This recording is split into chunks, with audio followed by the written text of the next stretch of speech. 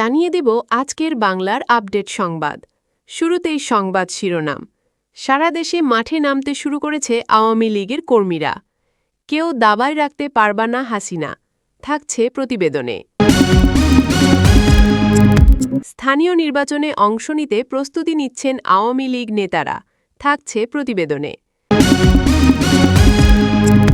শেখ হাসিনাকে প্রত্যর্পণের অনুরোধ পর্যালোচনার আড়ালে ঢাকাকে কী বার্তা দিল দিল্লি, থাকছে প্রতিবেদনে। জামিন পেলেন তারেক রহমানের গাড়িবহরে হামলার আসামি, নিষিদ্ধ ছাত্রলীগ নেতা, থাকছে প্রতিবেদনে। আওয়ামী লীগের পরিণতি স্মরণ করিয়ে সরকারি ও বিরোধী দলকে সতর্ক থাকার আহ্বান, তথ্য প্রতিমন্ত্রীর, থাকছে প্রতিবেদনে। জঙ্গি হামলার শঙ্কা, হজরত শাহজালাল সহ ৮ বিমানবন্দরে নিরাপত্তা জোরদার, থাকছে প্রতিবেদনে। এতক্ষণ শুনতেছিলেন সংবাদ শিরোনাম, এখন বিস্তারিত। সারা দেশে মাঠে নামতে শুরু করেছে আওয়ামী লীগের কর্মীরা। কেউ দাবায় রাখতে পারবা না হাসিনা। দেশের রাজনৈতিক অঙ্গনে নতুন করে তৎপরতা বাড়িয়েছে বাংলাদেশ আওয়ামী লীগ। সাম্প্রতিক সময়ে রাজধানী থেকে শুরু করে বিভিন্ন জেলা উপজেলায় দলটির নেতাকর্মীরা মাঠে নামতে শুরু করেছেন। তাদের কর্মসূচিতে সবচেয়ে বেশি শোনা যাচ্ছে একটি স্লোগান, কেউ দাবায় রাখতে পারবা না হাসিনা, যা ঘিরে সমর্থকদের মধ্যে উচ্ছ্বাস যেমন বাড়ছে, তেমনি রাজনৈতিক উত্তেজনাও ক্রমশ তীব্র হচ্ছে। দলীয় সূত্রগুলো বলছে, দীর্ঘ সময় ধরে সংগঠিত কার্যক্রম সীমিত থাকলেও এখন নতুন করে সক্রিয় হওয়ার নির্দেশনা দেওয়া হয়েছে তৃণমূল পর্যায়ে। কেন্দ্রীয় নেতৃত্বের বার্তা অনুযায়ী সাংগঠনিক শক্তি পুনর্গঠন, কর্মীদের মনোবল বাড়ানো এবং জনসংযোগ জোরদার করাই এই কর্মসূচির মূল লক্ষ্য। বিশেষ করে শেখ হাসিনাকে ঘিরে আবেগ ও সমর্থনকে রাজনৈতিক শক্তিতে রূপান্তর করার চেষ্টা দেখা যাচ্ছে।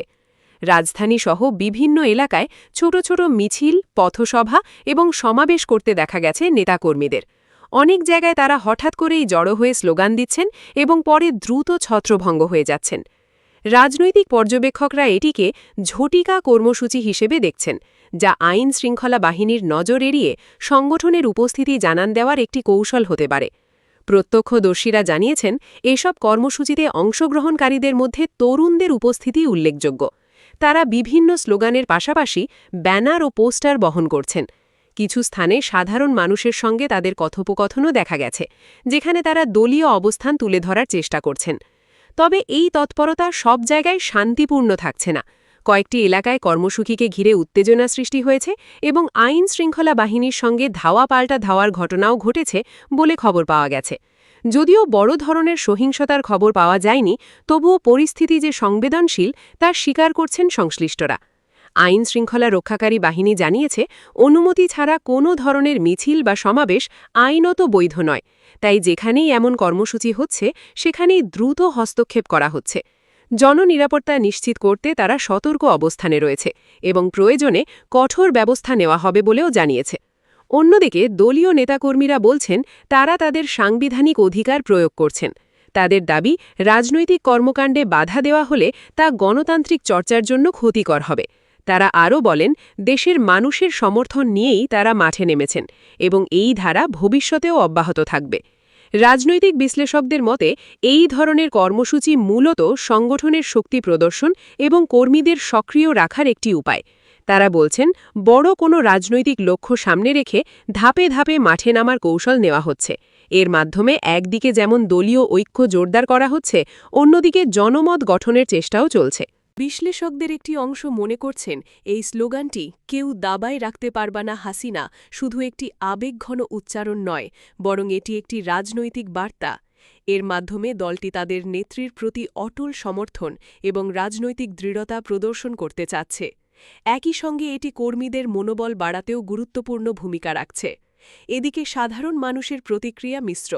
কেউ এটিকে গণতান্ত্রিক অধিকার হিসেবে দেখছেন, আবার কেউ আশঙ্কা করছেন এভাবে উত্তেজনা বাড়তে থাকলে তা জনজীবনে প্রভাব ফেলতে পারে।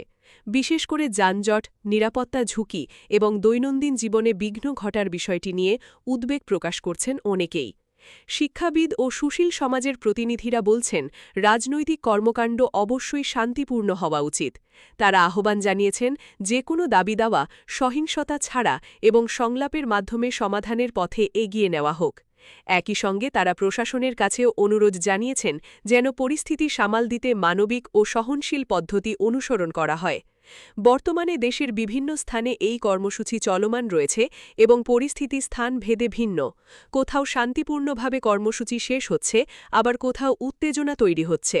তবে সামগ্রিকভাবে রাজনৈতিক অঙ্গনে একটি সক্রিয়তা ফিরে এসেছে, এমনটাই মনে করছেন পর্যবেক্ষকরা। সব মিলিয়ে বাংলাদেশ আওয়ামী লীগ এর এই নতুন তৎপরতা দেশের রাজনীতিতে নতুন মাত্রা যোগ করেছে। সামনে এই আন্দোলন কোন দিকে মোড় নেয় এবং রাজনৈতিক সমীকরণে কী পরিবর্তন আনে, সেদিকেই এখন নজর। স্থানীয় নির্বাচনে অংশ নিতে প্রস্তুতি নিচ্ছেন আওয়ামী লীগ নেতারা। দেশের রাজনৈতিক প্রেক্ষাপটে আবারও সক্রিয় হওয়ার ইঙ্গিত দিচ্ছেন বাংলাদেশ আওয়ামী লীগের নেতারা। বিশেষ করে আসন্ন স্থানীয় সরকার নির্বাচনকে সামনে রেখে দলটির ভেতরে প্রস্তুতি ও কৌশল নির্ধারণের আলোচনা জোরদার হয়েছে বলে একাধিক সূত্রে জানা গেছে। তৃণমূল থেকে কেন্দ্র সব স্তরেই সম্ভাব্য প্রার্থী বাছাই, সংগঠন গোছানো এবং ভোটকেন্দ্রিক পরিকল্পনা নিয়ে কাজ চলছে। দলীয় সূত্রগুলো বলছে স্থানীয় নির্বাচনকে তারা সাংগঠনিক শক্তি যাচাইয়ের বড় সুযোগ হিসেবে দেখছে। তাই ইউনিয়ন পরিষদ, পৌরসভা এবং উপজেলা পরিষদ পর্যায়ে যোগ্য ও গ্রহণযোগ্য প্রার্থী খুঁজে বের করার ওপর জোর দেওয়া হচ্ছে। একই সঙ্গে অতীতের অভিজ্ঞতা থেকে শিক্ষা নিয়ে অভ্যন্তরীণ দ্বন্দ্ব কমানোর নির্দেশনাও দেওয়া হয়েছে।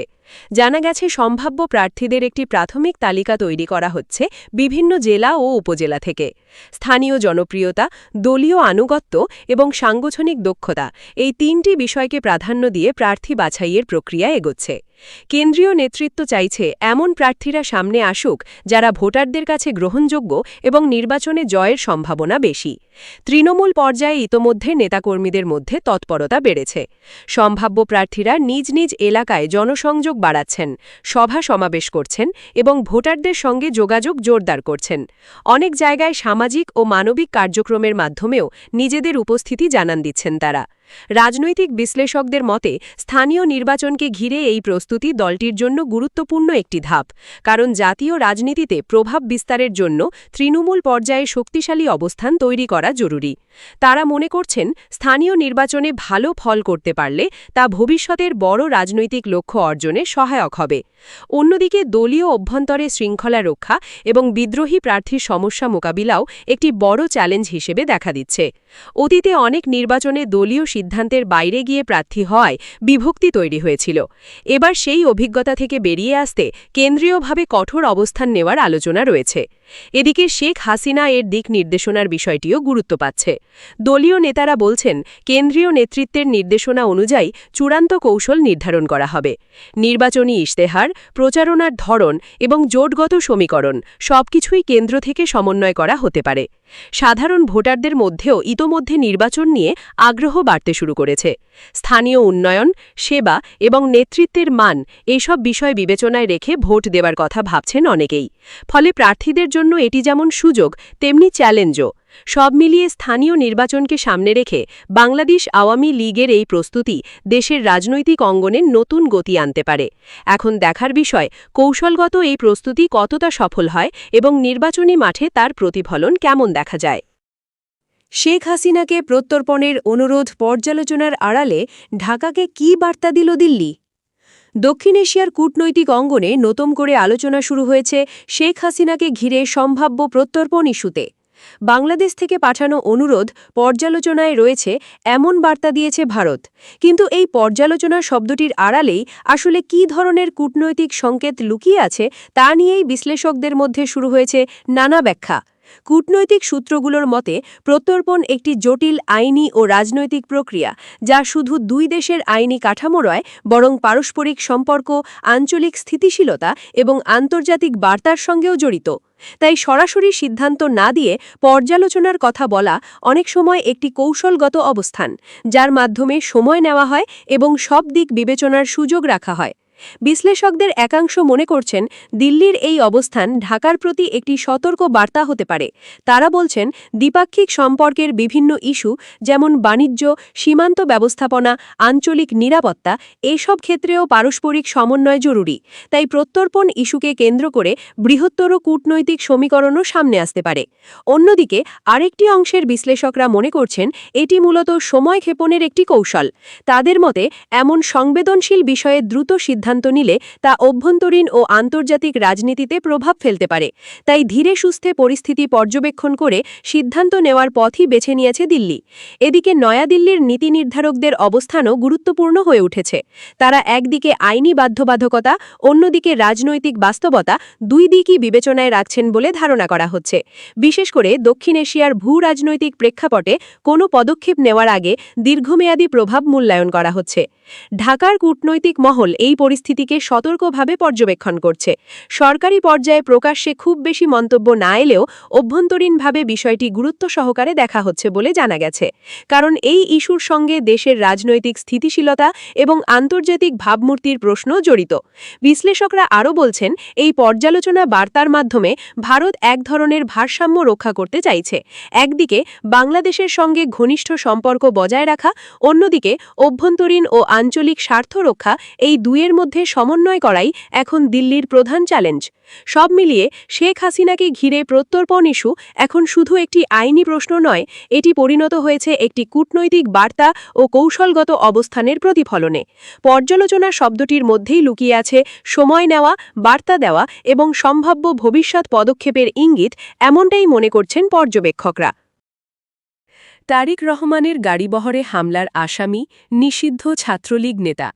রাজনৈতিক অঙ্গনে আলোচনার জন্ম দিয়েছে একটি আলোচিত মামলার নতুন মোড়। তারিক রহমানের গাড়িবহরে হামলার ঘটনায় দায়ের করা মামলার এক আসামি, নিষিদ্ধ ঘোষিত বাংলাদেশ ছাত্রলীগের এক নেতা জামিন পেয়েছেন। আদালতের এই সিদ্ধান্ত ঘিরে রাজনৈতিক মহলে মিশ্র প্রতিক্রিয়া দেখা দিয়েছে। আদালত সূত্রে জানা গেছে সংশ্লিষ্ট আসামির আইনজীবীরা জামিন আবেদনে উল্লেখ করেন তাদের মক্কিল দীর্ঘদিন ধরে কারাবন্দী রয়েছেন এবং মামলার তদন্ত প্রায় সম্পন্ন। পাশাপাশি তিনি অসুস্থ বলেও দাবি করা হয়। এসব যুক্তি বিবেচনায় নিয়ে আদালত নির্দিষ্ট শর্তে তাকে জামিন মঞ্জুর করেন। অন্যদিকে রাষ্ট্রপক্ষ জামিনের বিরোধিতা করে বলে জানা গেছে। তাদের বক্তব্য ছিল মামলাটি সংবেদনশীল এবং অভিযুক্ত ব্যক্তি প্রভাবশালী হওয়ায় জামিন পেলে তদন্তে প্রভাব পড়তে পারে। তবে আদালত উভয় পক্ষের বক্তব্য শুনে সিদ্ধান্ত দেন।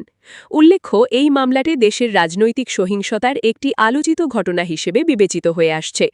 অভিযোগ রয়েছে রাজনৈতিক কর্মসূচিকে কেন্দ্র করে তারিক রহমানের গাড়িবহরে হামলা চালানো হয়, যেখানে কয়েকজন আহত হন এবং ব্যাপক উত্তেজনা সৃষ্টি হয়। জামিন পাওয়া এই নেতার পরিচয় নিয়ে রাজনৈতিক মহলে নানা আলোচনা চলছে। কেউ কেউ বলছেন এটি আইনি প্রক্রিয়ার স্বাভাবিক অংশ, আবার কেউ মনে করছেন এটি রাজনৈতিক প্রভাবের ফল হতে পারে, যদিও এ বিষয়ে কোনো নির্দিষ্ট প্রমাণ এখনও সামনে আসেনি। রাজনৈতিক বিশ্লেষকদের মতে এমন মামলায় জামিন পাওয়া বা না পাওয়া দুটিই রাজনৈতিকভাবে গুরুত্বপূর্ণ বার্তা বহন করে। তারা বলছেন আইনের শাসন নিশ্চিত করতে হলে বিচার প্রক্রিয়ার স্বচ্ছতা ও নিরপেক্ষতা বজায় রাখা জরুরি। এদিকে সংশ্লিষ্ট রাজনৈতিক দলগুলোর প্রতিক্রিয়াও ভিন্ন ভিন্ন। এক পক্ষ এই সিদ্ধান্তকে স্বাগত জানিয়েছে, অন্য পক্ষ এর সমালোচনা করে বলছে এতে ন্যায় বিচার ব্যাহত হতে পারে। ফলে বিষয়টি নিয়ে রাজনৈতিক বিতর্ক আরও তীব্র হওয়ার আশঙ্কা রয়েছে। আইনজীবীরা বলছেন জামিন মানেই মামলার নিষ্পত্তি নয়, বরং এটি একটি সাময়িক আইনি সুবিধা যা বিচার চলাকালীন সময়ে দেওয়া হয়।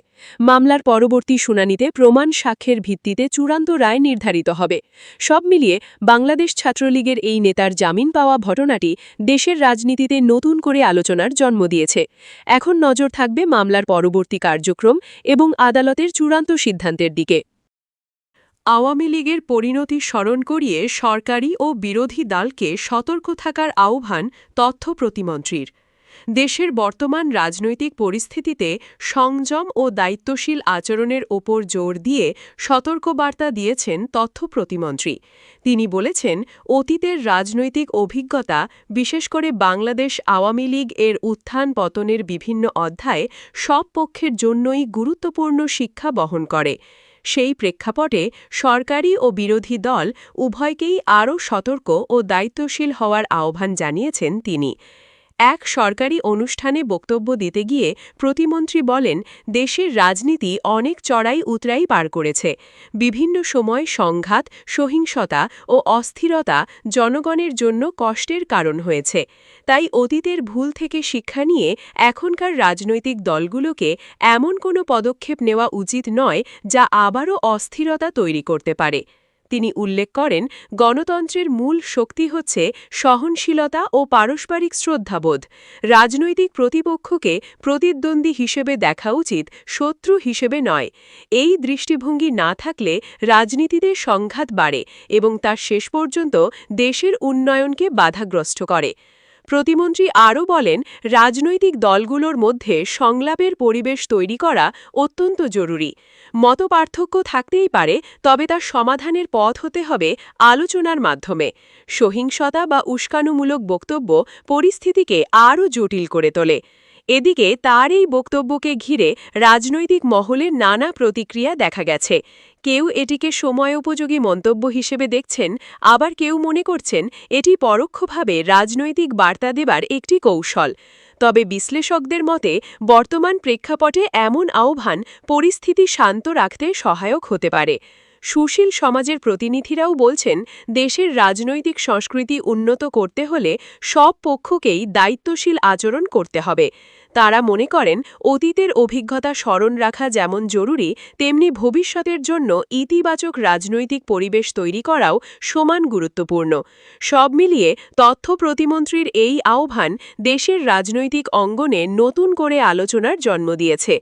এখন দেখার বিষয়, সরকারি ও বিরোধী দলগুলো এই বার্তাকে কতটা গুরুত্ব দেয় এবং বাস্তবে তার প্রতিফলন কেমন দেখা যায়। জঙ্গি হামলার শঙ্কায় হজরত শাহজালাল সহ ৮টি বিমানবন্দরে নিরাপত্তা জোরদার। দেশের আকাশপথ নিরাপত্তা ব্যবস্থায় নতুন করে সতর্কতা জারি করা হয়েছে সম্ভাব্য নাশকতার আশঙ্কায়। রাজধানীর হজরত শাহজালাল আন্তর্জাতিক বিমানবন্দর সহ দেশের মোট ৮টি বিমানবন্দরে নিরাপত্তা জোরদার করেছে সংশ্লিষ্ট কর্তৃপক্ষ। গোয়েন্দা সংস্থাগুলোর তথ্যের ভিত্তিতে এই সতর্কতামূলক ব্যবস্থা নেওয়া হয়েছে বলে জানা গেছে।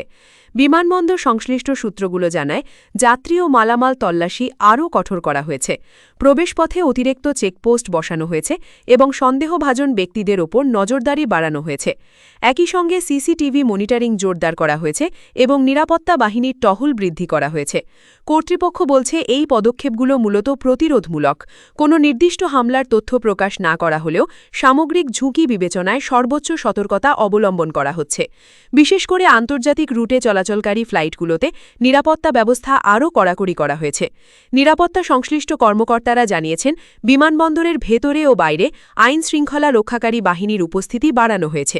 যাত্রীদের আগেভাগে বিমানবন্দরে উপস্থিত হতে এবং নিরাপত্তা প্রক্রিয়ায় সহযোগিতা করার জন্য অনুরোধ জানানো হয়েছে। এদিকে অন্যান্য গুরুত্বপূর্ণ বিমানবন্দরগুলোতেও একই ধরনের ব্যবস্থা নেওয়া হয়েছে।